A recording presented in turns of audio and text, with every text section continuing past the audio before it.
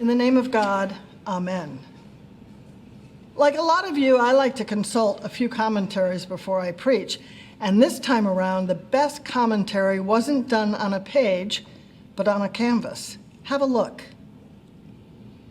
This is The Calling of St. Matthew by Caravaggio.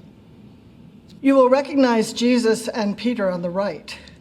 The young guy with the black and white striped sleeves is a bodyguard. I'll say more about the other four figures in a moment. Sometimes an image makes visible lessons we don't necessarily find in a text, no matter how many times we've read it. This particular painting makes several things jump out at me, and I wanted to share them with you. The first is that Jesus goes into dangerous places. If you were a Jewish man drawing large crowds for any reason in the Roman Empire, you were under suspicion. So Jesus was no stranger to risk, even before his final entry into Jerusalem. And he's at risk here. The room in which Matthew and his associates have met is dark. It's private. It's out of the way. The business they are conducting requires a bodyguard. And let's take a look at the bodyguard. He's leaning forward. He's reaching for his weapon. He's ready to spring. Jesus and Peter would have known they were at risk before they entered the room.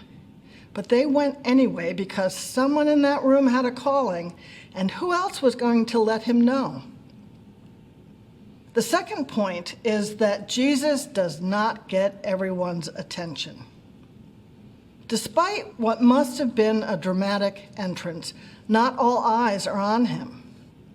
The Son of God is standing in the corner of the room, and the guy in the fur and glasses at the upper left is still looking at the money on the table. The seated figure in the brightly striped sleeves is also staring at the table, clutching a purse and fingering coins. Even the bearded man with his eyes on Jesus still has his hands on the money he is counting. Even in God's presence, people can decide that they have other things to do, other commitments to maintain, other business to transact. It probably goes without saying that at various times in our lives, we have all been such people. But we are fortunate because, and here is my third point, Jesus interrupts people. This painting captures an intrusion. Whatever one thinks of the crew at the table, they are going about their business, and Jesus and Peter just show up to disrupt the proceedings. They invite themselves in and tell one of the men he is needed and it's time to go. None of these guys woke up on the morning of this encounter thinking, boy, it would be great if I were to be called to a life-changing adventure of unfathomable spiritual depth. But that's what happened. I'm not suggesting that every call to follow Jesus is sudden and dramatic. None of us walk around in a world lit as dramatically as this painting. I'm only saying that the promptings of God are often unexpected and dislocating. They come when we are doing other things that had previously given our lives shape and purpose. A fourth lesson I draw from this painting is that God calls seemingly unpromising people into divine service. Again, I ask you to look at these men. They are seekers after riches and status. Only one has so much as lifted his eyes to acknowledge Jesus' presence. They may not have been regarded, as Matthew, the tax collector, surely was, as a man who preyed upon people of Israel for the benefit of the Roman Empire and his own enrichment. But we are not looking at Francis of Assisi and his original followers either. Yet here, Jesus, with his luminous outstretched hand saying, "You're with me now." One of the mysteries of this painting is which of these men Jesus is calling. Most scholars seem to believe it is the bearded man.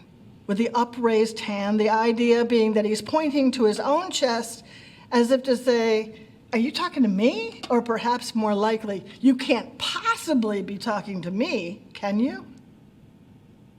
Others think Jesus is pointing at our friend across the table with the striped sleeves and the downcast eyes.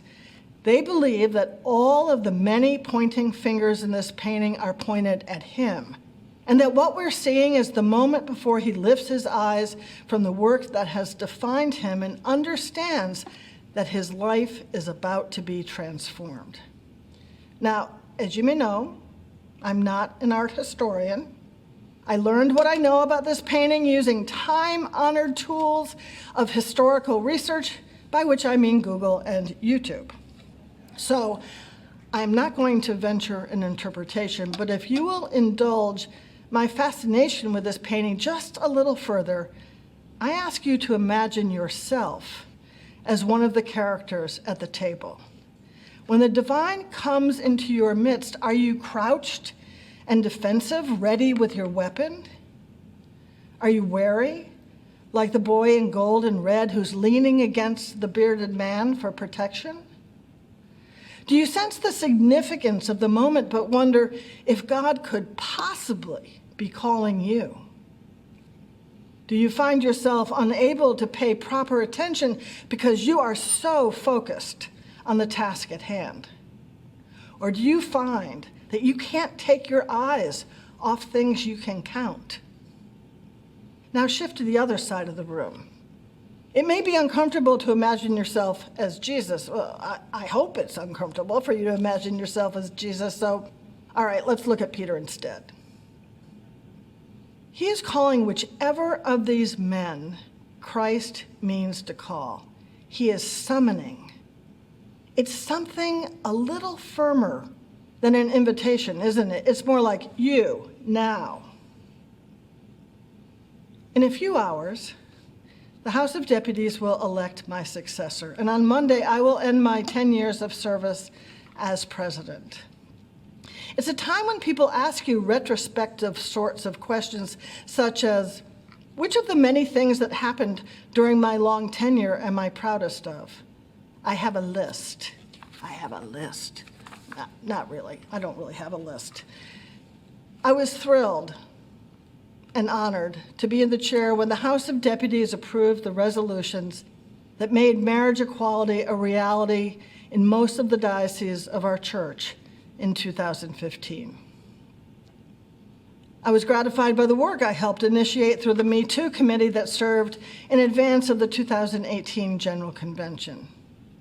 And I am in hopes that the creation of the Episcopal Coalition for Racial Equity and Justice through the passage of Resolution A125 will be among the most significant actions this church has ever taken.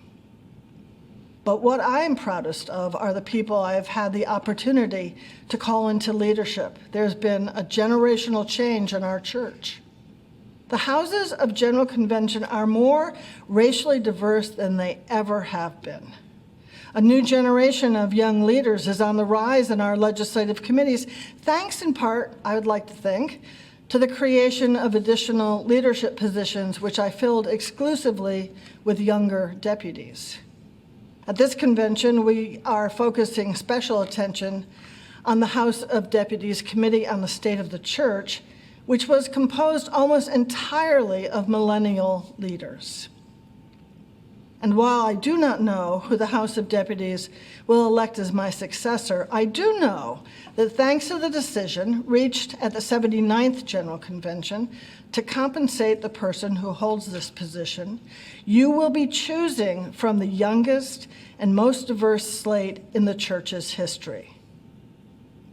We've made significant progress in opening leadership positions in the House of Deputies to people who might previously have been excluded. But more remains to be done, because if one learns anything in this job, which involves making hundreds and hundreds of appointments, it is that the Spirit not only blows where it will, but upon whom it will. Like this guy. Or maybe this one. So before my term ends and I begin my new career in art history, I want to offer a simple prayer that you, like Matthew, may know what it is to be called into divine service, and that you may also know what it is to call others. Remember, though, that when you tell someone to follow you, you need to be going somewhere. A movement requires a direction. So if we can look at our painting one last time, you will notice that Jesus' feet are facing towards the door. The heel of his right foot is already lifted. He is moving, my friends, and so must we. Amen.